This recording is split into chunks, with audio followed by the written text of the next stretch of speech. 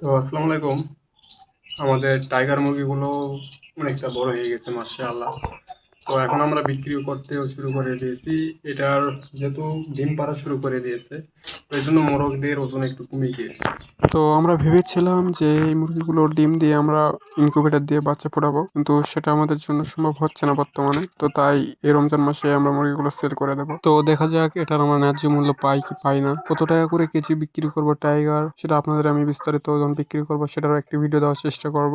আর মুরগিগুলো বিক্রি করার পর এই মুরগিতে কত টাকা খরচ হলো আর কত টাকা আমাদের লাভ হলো বা লস হলো সেটা বিস্তারিত আপনারা দেখতে পাবেন ওই ভিডিওতে। আমরা খুব শীঘ্রই মুরগিগুলো সেল দিচ্ছি, আর মানে দেওয়া শুরু করে দিয়েছি। বাসা থেকে অনেক কয়েকজন নিয়ে যাচ্ছে। আর এই মুরগিগুলোর সাথে একটা লেয়ার মুরগি আছে যেটা আমরা রেখে দেবো হয়তো বা ডিমের উদ্দেশ্যে, কারণ এই মুরগিটা আমাদের এখন রেগুলার ডিম পারে। আর টাইগার মুরগি কিছু কিছু প্রায় প্রতিদিনই ডিম পাচ্ছি, কিন্তু ইনকিউবেটর নেই বর্তমানে, আর আমাদের দ্বারা এখন ইনকিউবেটর বা তোলার মতো সম্ভব হচ্ছে না। তো এই জন্য আমরা মুরগিগুলো সেল করে দিচ্ছি। তো আশা করি আমার এই ভিডিওটা আপনাদের কাছে ভালো লেগেছে। তো যদি ভিডিওটি ভালো লেগে থাকে অবশ্যই লাইক, কমেন্ট, শেয়ার আর সাবস্ক্রাইব করে দেবেন। সবাই ভালো থাকবেন, সুস্থ থাকবেন। আসসালামু আলাইকুম।